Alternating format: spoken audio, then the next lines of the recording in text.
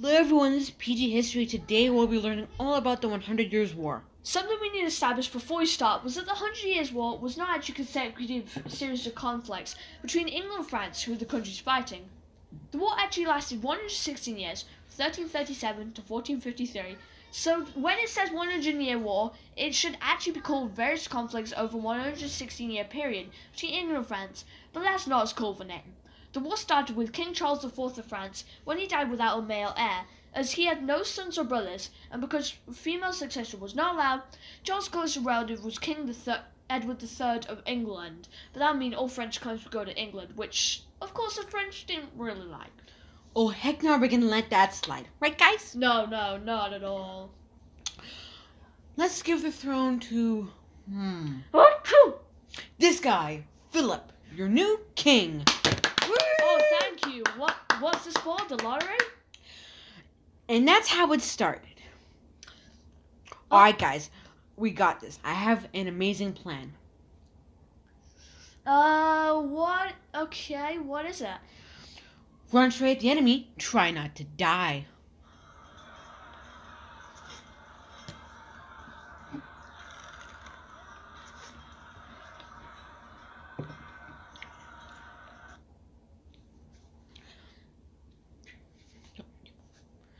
The English made many decisive victories at the Battle of Crécy and Poitiers in 1346 and 1356.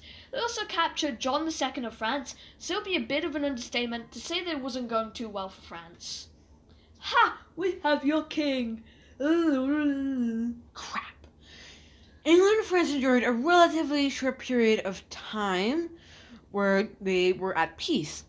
Until John II died, his successor, King Charles V, refused to respect the new borders made by the British. Screw these borders! King Henry VIII said, "Bring it on." Under the leadership of King Charles and Bertrand de Goussain's, France had reconquered most of the English lands in northern France.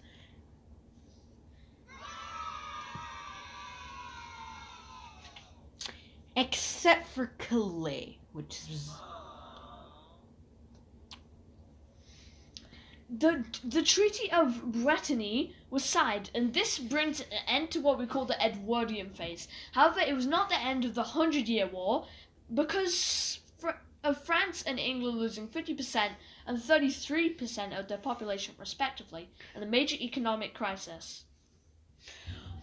This then caused a civil unrest in both countries' populations. And everyone knows rule number one of being a king of a kingdom when in a crisis is to start a war to distract people from their misery. So the new king, Henry V, decided that it was a great idea to start the war again. Hey guys, why don't we... Shush, peasant! Ah, but I'm your friend, dummy! But, I don't have any friends.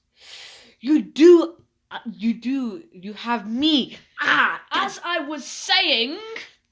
Ow! Why don't we go to war with France? Yeah, of course. Of course.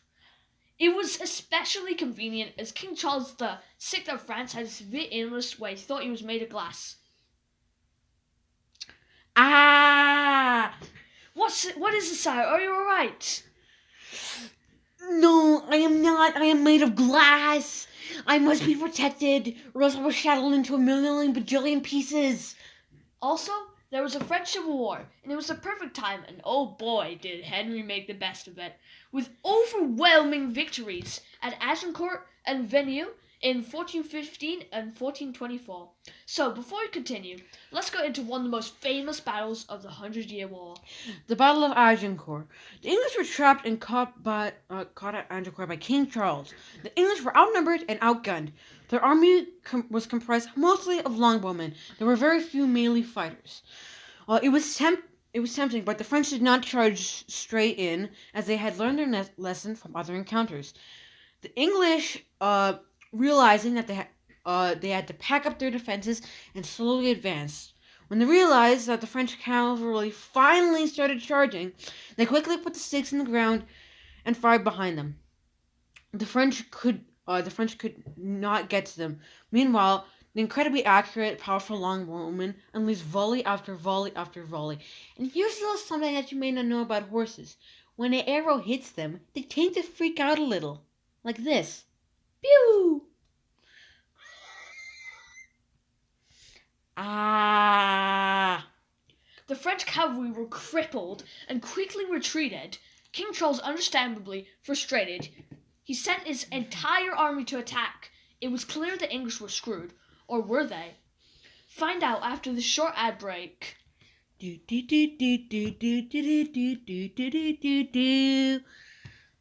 Now, where were we? Oh yeah, the English fought tooth and nail to stop the attacking French, to buy time for the longbowmen until the battlefield looked a little something like this. And that's when the English, just how lucky they were. The English quickly encircled the French and immediately turned the tide to battle and achieved the impossible.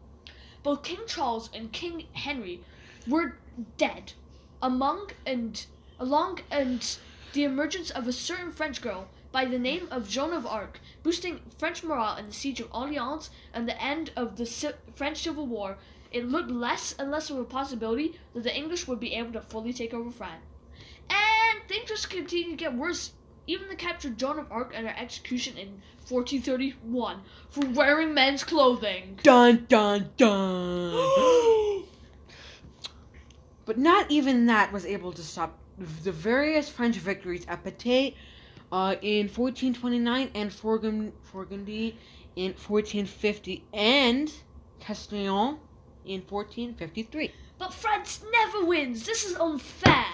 Actually, we have won the most wars of any countries. Screw you. Nobody cares about me. It was clear as day. The English could never come back from this. With the ongoing War of the Roses, the king should be Henry. No, it should be Henry. Which one? You know, that one. The one that's named Henry. Not that one, not that one, not that one, not that one, not that one, not that one, but that one. A loss of all continental territories, apart from Calais, which was held by the British until 1558. In the treaties of Calais, the 100 Years' War was primarily in favor of the Valois dynasty, otherwise known as France. Finally, peace had been made between England and France in the Treaty of Picardy, but the rivalry between England and France would never stop for a good few hundred years. Please like and subscribe and share our videos. We'd appreciate it a lot. If you could please hit the notification bell as well. See our next videos coming out. Also, big thanks to Abdel52 to helping animate these videos. Oof.